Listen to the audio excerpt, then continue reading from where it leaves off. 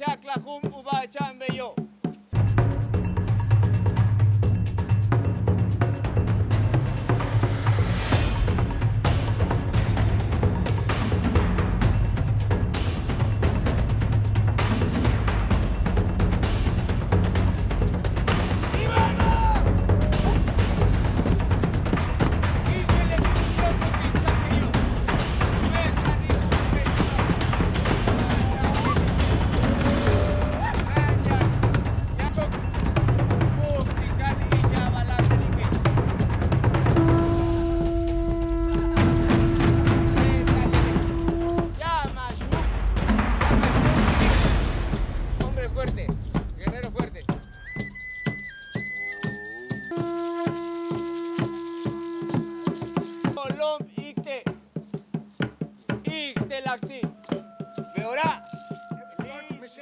Bring the leg up, but people go different ways and people attack in different ways. There's, you know, with all the go-go clinch stuff and the two things, and there's just so much.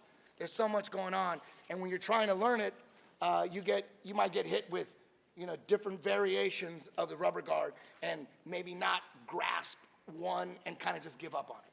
All right. So what I put together a flow. I put together 8 flows.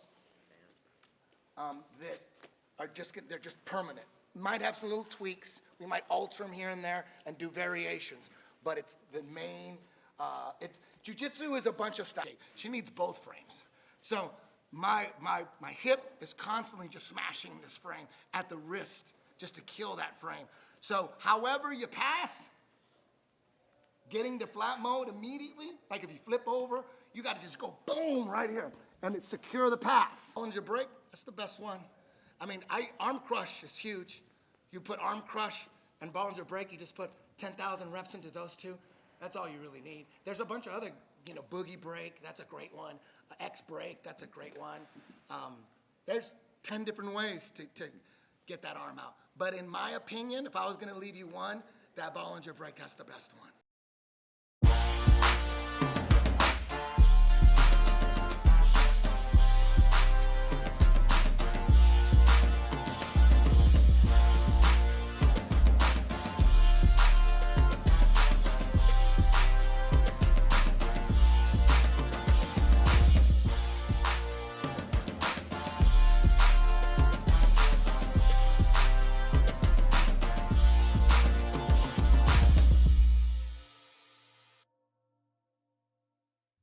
What is up, ladies and gents? I know, it's a little early to see us. You expect to see us on Fridays, but I got news for you guys. Today, we're doing a special episode for our friends over at Jiu Jitsu Overdose. They're putting together an incredible week of events. You heard me right. Not just days,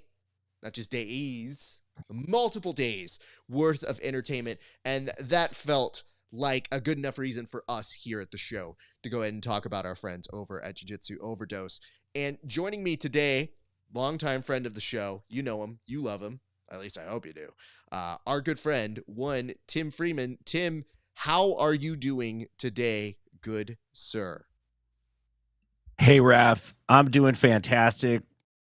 What an insane weekend. You can tell I'm in my attic right now. Don't judge. They're like, why are the lights off? What an insane weekend of jiu-jitsu coming up.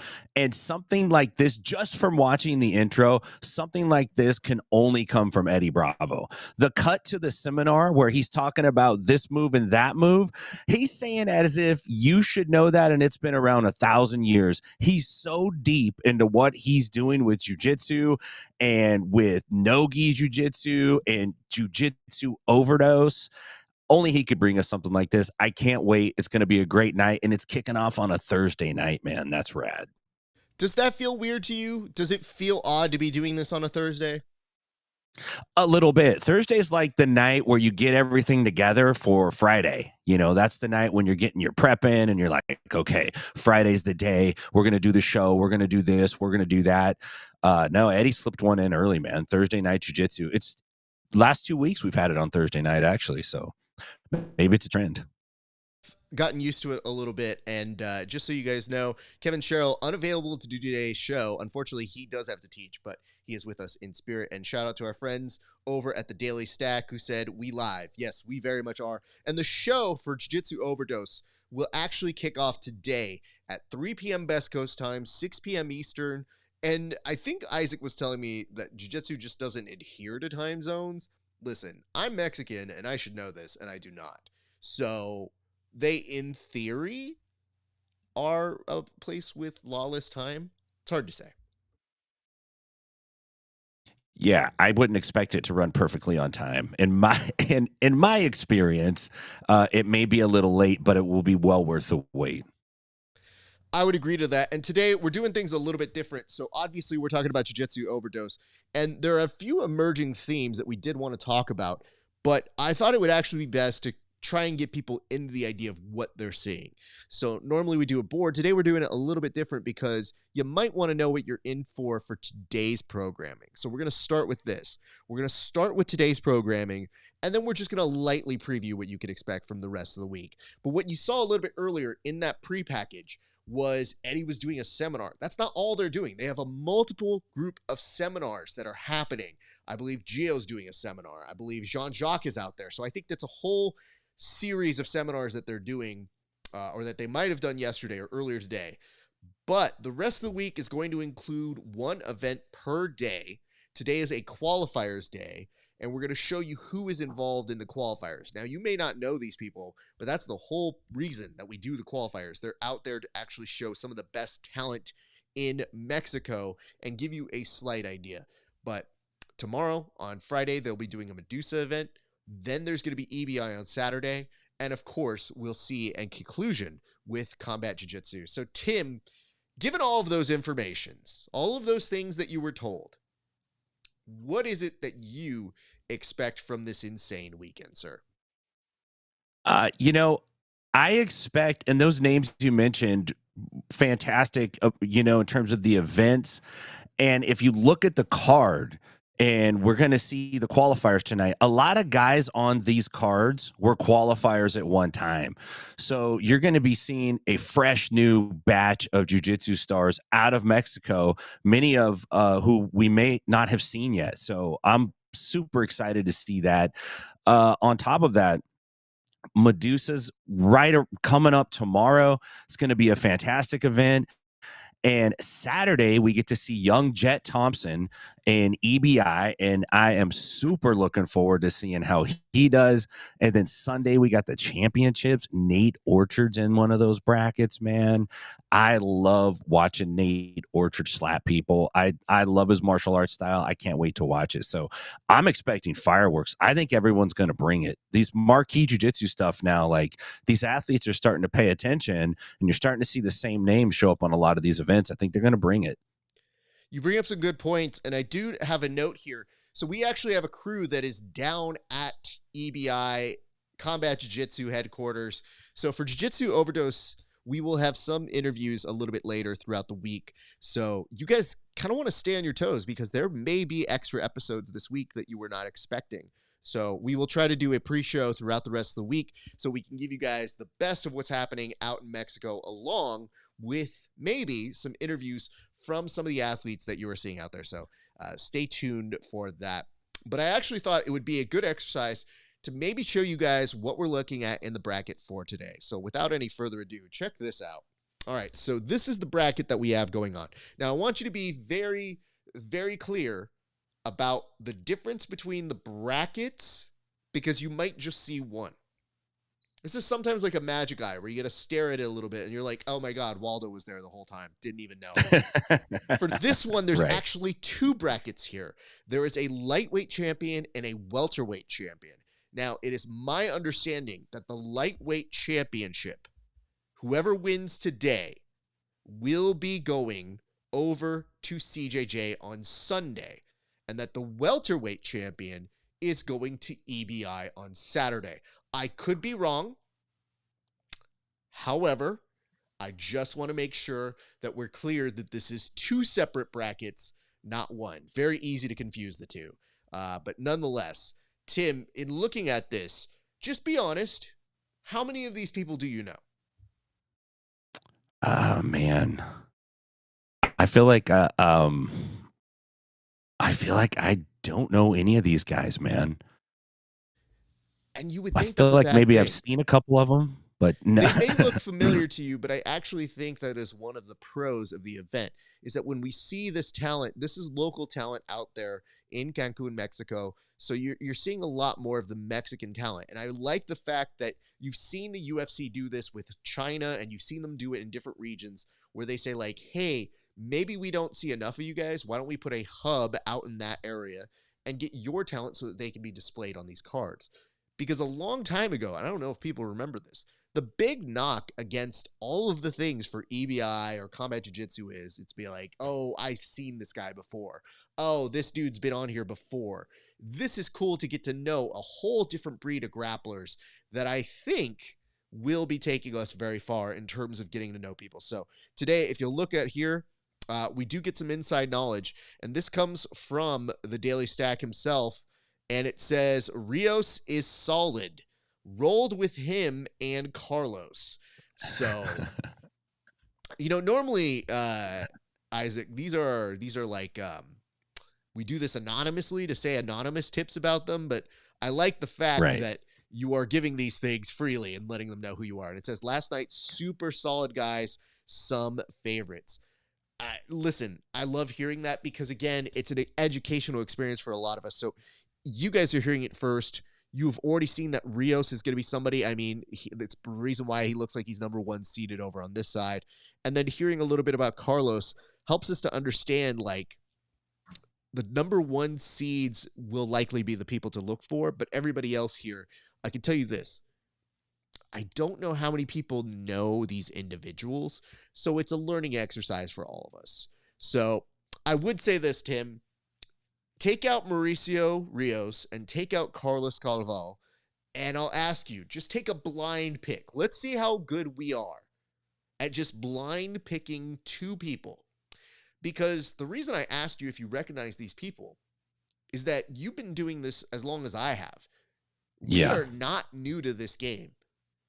It doesn't mean we can't be surprised, but we pay attention pretty hard. So if we don't know who they are, it stands that maybe not everybody knows who they are. So I'm going to give you the opportunity, Tim. I want you to pick one random name in each of these classes, and that is going to be the person. That's your ride or die for today's qualifiers. Okay. All right. I'm going to ride or die with Andy Granados, and I'm going to ride or die. Oh, man, Jan Fernandez has got his eyes closed almost. I can't go with that. I'm going to ride or die with Osvaldo Rivas. Okay, so on the bottom side, I'll walk you through my issue. There's a Rafael, and I always have to go for the Rafael, but the Rafael is his last name, which is entirely baffling to me. But then there's also a Jesus, and I always try to go for the Jesus if I can. So I feel like Rafael's going to beat Jesus, at least on this side. But why is Irvin the one with the MMA photo? Am I supposed to know him from MMA? Because all these other dudes have the rash guards on. That looks like a fight photo. So I'm wondering if Irvin's going to show out tonight. But Renee looks like somebody I don't trust. Like that little pose on him is like, I got away with something and nobody else knows it. So who did you opt for? I popped for Granados and Osvaldo Rivas. Rene Salgado looks like an F1 driver. He looks like he's got that kind of air about him. Sal Caballero, he actually looks like the dude who would probably be helping me on an IT call. Right. Be like, hey, Grandpa, do you know how to turn on your TV? And then Jan Fernandez, 100% is going to be a interpreter in the future UFC. So I just want to point those out. Actually, now that I'm looking at you, Miguel Guerrero, yeah, I kind of see what you're saying here. All right, here's what I'm going to do. I'm going to go with Irvin on the top and Rafael on the bottom. So those are going to be my ride or dies. I know nothing about them other than their photos. And I feel like that's the right thing to do. You know, we talk about racial profiling be bad. But, you know, Photo profiling, not much different, and that's what we're doing here on the show. Hey, can I cut in real quick? Please. Yeah, I actually thought I heeded your warning and I didn't. I see the error of my way. I picked two guys in the same bracket. That's how lame I am. I'm gonna switch up my Oswaldo Rivas pick to I'm gonna go with Salgado. Salgado, okay. Yeah, Salgado and Granados. But like, if we just look at this, he just looks disgusted at some life choice you've made in your life. Yeah, he's not judging himself; he's judging you. Just it's a rare thing to get this upshot that's like it is a unique one, shot, man. and they definitely got that one. So kudos to him for that. I would tell you this. You'll see that over here. You've got this, and I love the fact that they get crowns. So they made sure that they did this. But that actually does lead me to another thing that we should probably be talking about here, Tim, while I still have this bracket up. I'm going to take this one off, and I feel like I should explain myself because some people, there was supposed to be a big reveal here on the show today. There was supposed to be hey, everybody, we've got some big news to announce. And wouldn't you know it, somebody might have kind of screwed that up. Do you have any idea what I'm talking about here, Tim? Yeah, but I screwed up the screw up, so that's why I was giggling. So, but yeah. All right. Well, I'll let you explain it. Thank you. Here is the big reveal for everybody. This is the Running the Gauntlet, which is a subcategory of the show that we do here for the Grappling Hour. This is a sub-tournament, so we have an extra show that we do where we have a lot of people go up against each other. This was sent to our private group, and then somebody decided it needed to be shared with everybody. And that somebody is our very own Kevin Sherrill, which begs the question, why do you think he felt it was okay to tell everybody who was on the bracket, Tim? Either he didn't know what the bracket was, or he wanted to brag that he was in the bracket.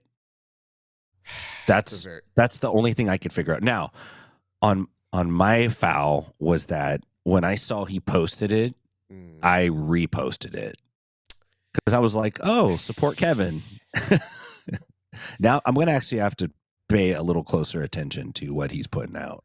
The issue is not that you were doing anything wrong, because I did not expect that from Kevin as much as I didn't expect it from you. Because from Kevin, this was actually quite planned. So let me go ahead and bring this back up here, Tim. I'm going to walk you through some of these, but I wanted to have the bracket on hand before I go back to the full screen. So let me ask your opinion. You were matched up against Kevin Sherrill in the first round. How do you feel about your chances knowing that the first two rounds are fan vote only? Man, I don't know. I feel like I have a good chance. I think that I definitely have a fighting chance, but Kevin's younger. He tries to be charming. He's not that smart, but he tries to pull that off. He buttons up and all that kind of stuff. But he hits old people. So don't vote for Kevin. Vote for me. Just go for me. Out with his bullcrap. Just bring me in. But I don't know. I think he has a chance. But I think I have a good chance, man. I've been around for a minute. I have a lot of content out there. Now, I will say this. He probably has a stronger episode than me because you'll have one episode to judge off of when you come to Kevin. With me, I'm all over the place, so it's a little trickier. I understand that, but let's take a look at this publish here. So if we go to this full screen version of everything, just give me your initial thoughts on the bracket as a whole, because, this wasn't necessarily an athletic competition, but Chris Wojcik was like, how did you give me Elijah Dorsey in my first round? And I'm thinking to myself, you don't have to fight him, actually. When he said I have to fight Elijah Dorsey, and I go, well, you fight with words? And we're not even at the words portion. We're at the people need to vote for you portion. So why don't you walk me through your thoughts on this initial bracket here, sir? That right hand bracket is a tough bracket. It really is. I wouldn't want to go up against Chris Wojcik first. He's too well spoken and thoughtful and intellectual, and he actually writes. He's probably pretty hard to beat in terms of people really enjoying those episodes with him. When it comes to me and Kevin, that's a toss up. I love everybody. Kevin's my partner. May the best man win. Fernando Padilla or Padilla. No, that's Padilla, I'm assuming. And Cam Hurd. Cam is an energetic guy, man. He's got charisma. He's rizzed up all the time. He's going to be hard to beat for anybody. And he knows how to speak to the youth and to the streets and also to like the man, so he's going to be hard to beat. Travis Thomas versus Paul Ardilla is probably the hardest match to predict because Paul's very well spoken. He's very charismatic. But Travis is his own freaking vibe, his own thing, and he says some really great stuff too. So I'm actually glad I'm going up against Kevin. I think Kevin's the easy match. I think he's the rest round. Wow. Yeah, I really do. Wow. Now I see why Kevin had to share this so early. It's that he was scared. I think he was nervous that you take away the ability to jiu-jitsu against somebody. And Kevin's like, oh no. Is it by fan votes? I'm nervous. But you'll notice that the reward, if you guys really do well, is that you get to possibly go up against either Chris Wojcik, Elijah Dorsey, and then if you look at that top version, if you're Kevin, you're probably fearing the fact that you and Paul potentially would go head-to-head with each other. So here's how it works. Oof. The first 2 rounds are actually just by fan votes. But once we get to the semifinals, we will have 2 episodes that we do with the individuals at hand. So the left semifinalists will appear on the show, and they'll go head-to-head against each other on our version of Running the Gauntlet, which is a show that combines jiu-jitsu and pop culture. And then on the right-hand side, those two semifinalists will go up against each other for the opportunity to win this year's Running the Gauntlet Championship. Now, I feel excited about it. I feel happy about it. This was something that the athletes said to me in confidence. They're like, oh, if we ever did a head-to-head, I'd go up against somebody. And maybe 1 or 2 of those athletes didn't reshare this. So I ask you, Tim, are they scared? Probably not. These guys don't have small-sized egos. They all have pretty big egos, to be honest with you. But they might start getting scared when they don't get past the first round. I could see some guys feeling kind of salty then and going like, oh, what about me, man? Like, how could you do that? I'm way more cool than him. But yeah, I guess it's kind of a popularity thing in the beginning. But yeah, I'm scared. I don't want to lose to Kevin Sherrill.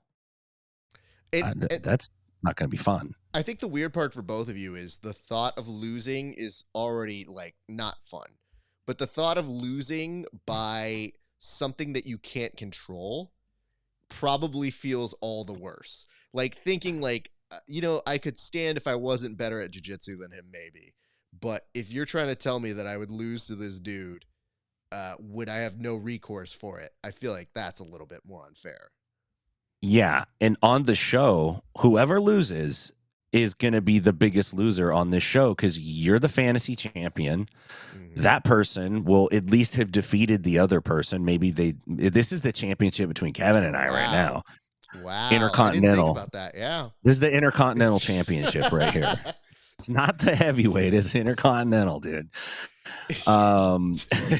The other guy's gonna be the jobber. He's not gonna be the freaking guy, dude. So I love the fact that you have made this into the workhorse champion versus that.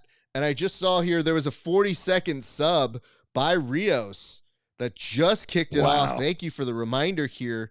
Wow, that was incredible, Isaac. Appreciate that. Folks, I think that's a good time to remind everybody we will be stepping off here in just a second, but the action has started. So we were hoping to just hand off the action and it looked like they were doing some introductions, but they got straight to the action while we were looking at the bracket. So congratulations to Rios, looking good as he was predicted here on the show by our good pal Isaac. Good stuff here. Tim, I'll ask you this. You're not able to be on tomorrow's show. I appreciate you for letting us know, but what do you expect from tomorrow's Medusa? If I could get some of your thoughts on that, because that stands to be a pretty intense and crazy show into itself.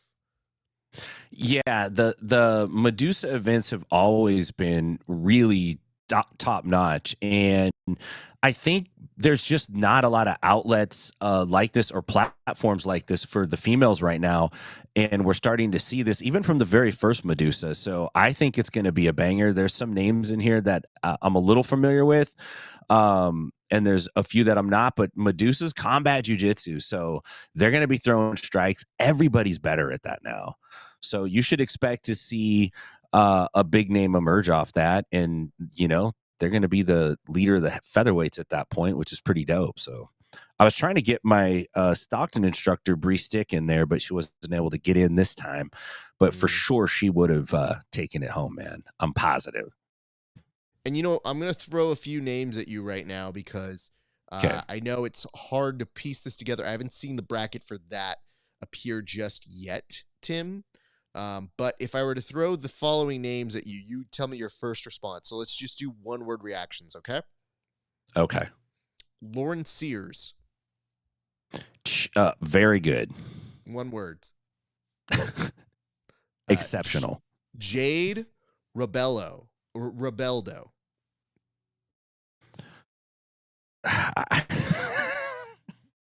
One word. Fast. Amy Derwans. Cautious. Carrie Isom. Dangerous. Randy Miley. Clever. Celine Haga. Ferocious. Valerie Wong.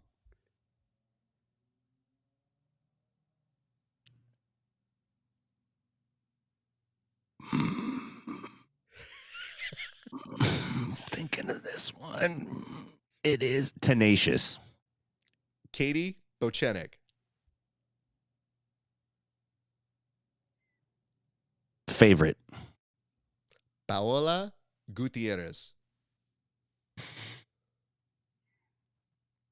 Spicy. Cholena Horn.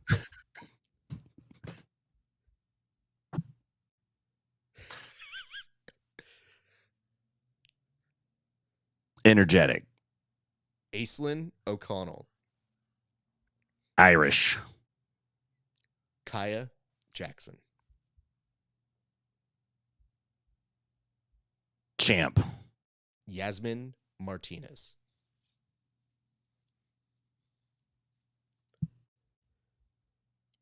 Expert. Okay. All right. Honestly, That's hard. I'm going to be honest. I think I just stumbled into a new broadcast segment for us. I think I'm super into whatever that was. It took me a second to kind of get that one together.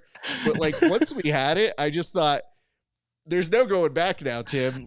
This shit is way too funny for me not to do it in the future, because it renders you down to one thing to say. And you might be like, oh, good. Fantastic. Also good. Damn. Ridiculous good. Listen, here's the thing. I don't want to be rude or mean to anybody who's going out there and competing tomorrow, especially someone I don't know. I had lots of humorous things that I thought I was going to say, and I'm like, that's not going to work, Freeman. So that's actually much harder to say nice things about everybody than to say sarcastic things or whatever pops off in your head. That was fun. Very stressful though. And I felt you go into, some Family Feud-ish style thing where I was starting to stress a little bit as those names kept coming. That was fun, man. I will tell you this. Most people have never had the experience of being on a game show. And when you are on a game show, your brain does somehow go somewhere else. Like, you might be fairly smart, but they may ask you a question that you go, oh my God. I was just game testing for a friend about a week ago, and I swear to God, Tim, I was like, huh? To like a very basic question. And they have it on video now.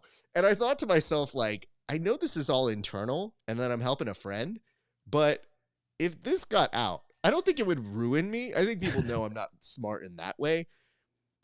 But it will say it did redeem itself when the next category had to do with pro wrestling. And I swear to you, I looked like the biggest genius in the world. And then even acknowledge the question and talk to the people and go, hey, by the way, this is this. And this is very close to actually being a separate answer. So I would change that one. They were like, damn, he's annoying. I was like, well, you know, listen, I don't know everything about everything, especially your dumb science questions or questions about certain charcuterie, if you would. But I'm pretty good at knowing the pro wrestling thing. So anyway, Tim, why don't you go ahead and plug your stuff before we get you on out of here, sir, and let the people know where they can find you and your stuff, sir. Yes, you can find me on all your favorite social media platforms inside BJJ. We just did an episode number 402 with a good friend of mine, Joe Spinell. He's also an ER doctor. He's an amazing dude. He had some great advice, especially if your kids train jiu-jitsu. He had some real good stuff to say there. Check that out. Outside of that, man, 10th Planet Nashville. If you're out in Nashville, come see me. 10th Planet Stockton. If you're up in the Central Valley, please stop in and say hello. Thanks, Raph. It was good to see you again. That was a fun game, but man, that was hard. That was rough. You know, I think what's going to happen is you've experienced it now, but Kevin is not. So I feel like this is going to be a fun game to play with him tomorrow, especially when we know he looks like this when he gets nervous. So I feel like I might have stumbled upon a very, very good thing to watch here. And speaking of a good thing to watch, it looks like they have already gotten their third finish here at the show. So things are working very fast for our friends over at Jiu Jitsu Overdose. Tim, I will talk to you off air in a second, but for right now, thank you very much for your work. I look forward to seeing you back on the show later this week, sir. All right, you guys, thank you so much. And ooh, what is this? What is this that's hanging out over with me? Look at this over here. Just so you're aware, we want to give a big, big shout out to our friends over at the Flying Avocado Cat. Thank you so much for your sponsorship. We appreciate you for coming in. This is one of those great moments for us. We do appreciate you guys, and we hope that you get the opportunity to explore Flying Avocado Cat on X. You can check it out at Flying Avo Cats today if you like that sort of stuff. But for this, it's really a very interesting thing to be partnered up with us. They're also a big part of the Jiu Jitsu Overdose weekend. And for you, you can get to experience the whole ultimate fusion of cutting-edge technology and elite martial arts jiu-jitsu work. So if you like those things, and I think you like at least one of them, if you like technology too, this is all for you. But yes, Jiu Jitsu Overdose is especially proud to be sponsored by the Flying Avocado Cat, the cryptocurrency born in advanced AI innovation. So we are happy that they were able to sponsor us, and we wish them good things, and we wish you guys good things. But nonetheless, for right now, you guys, we're going to go ahead and call it a break for the show. When I see this, the show is all emoji fires right here. Apparently, it is off and kicking, so we appreciate that. But just so you guys know, we will be out, and we will be back throughout the rest of the week to give you updates as to what's going on over at Jiu Jitsu Overdose. It has been a blast to chat with you guys for a little bit, but we will be back later this week. So if you're just tuning in right now, do us a solid, a like, a comment, a subscribe. All of those things help us out here at the show. And hopefully we get to see you guys back. And don't forget that tomorrow we will actually have people voting. Tomorrow is the first day of voting for the Running the Gauntlet Championships. And in case you were wondering how that goes, the Running the Gauntlet Championships, when that comes out tomorrow, be sure to vote, because we're going to be going with the very first match, which is Alex Enriquez versus Alec Balding. That's going to be a tough match, because they're both beloved by the community. And I'm intrigued to see who is beloved, perhaps just a little bit more. So super stoked for that. And yes, as a reminder, later this week, you'll be seeing interviews from some of the folks who are doing some great stuff for us out at Jiu Jitsu Overdose. So you don't want to go anywhere else for coverage. You only want to come to your friends here at the Bullpen, the Grappling Hour, inside BJJ. Those are the people who will give you the right coverage and give you all the news that is fit to print. Oh, this is actually a talk show, so I don't think that works. It was a different era. They could say that in like the 40s and 50s, right?